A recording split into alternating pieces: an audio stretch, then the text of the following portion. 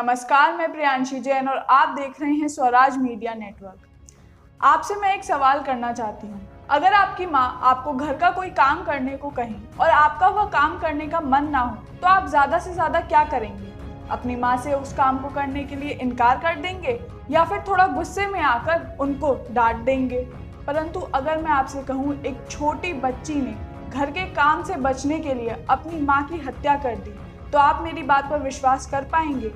आपके मन में हलचल होगी, आप सोचेंगे कि मैं ऐसी बात कर क्यों रही हूँ। परंतु नोएडा के सेक्टर 77 से एक ऐसा ही मामला सामने आया है। एक 14 साल की बच्ची ने घर के काम से बचने के लिए अपनी माँ की हत्या कर दी।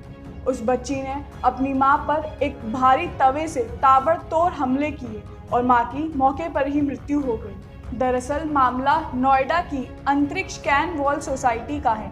यहाँ एक फ्लैट में एक माँ और बेटी रहती थी।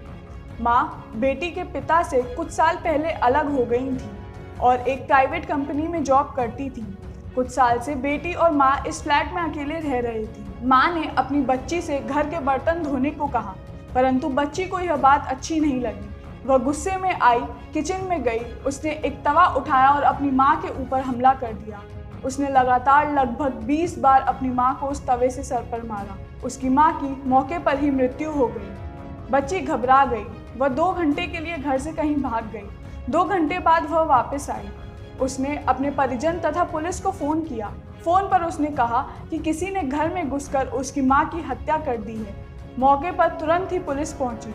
पुलिस और फॉरेंसिक टीम 6 घंटे तक लगातार इस मामले की छानबीन करते रही। पुलिस ने उस बच्ची से भी बात करने की कोशिश करी, परंतु बच्ची पुलिस को इधर उधर बातों में घुमा रही थी। पुलिस ने उस बच्ची से भी बात करने की कोशिश करी, परंतु बच्ची पुलिस को कहानी सुनाकर इधर उधर घुमा रही थी।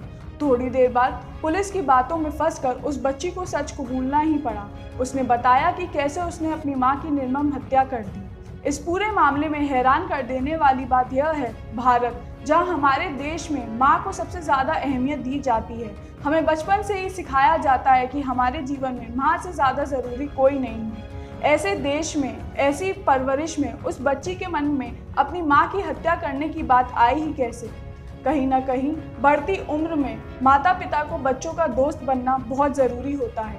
उनको बच्चों को समझना, बच्चों को समझाना, घर में ही बच्चों की काउंसलिंग करना अत्यंत आवश्यक होता है। माता पिता को बच्चों को समझना चाहिए, साथ ही साथ जानना चाहिए कि बच्चों के मन में क्या विचार चल रहे हैं, वह किस प्रकार के दोस्त बना रहे हैं, कैसे लोगों के संग रहते हैं।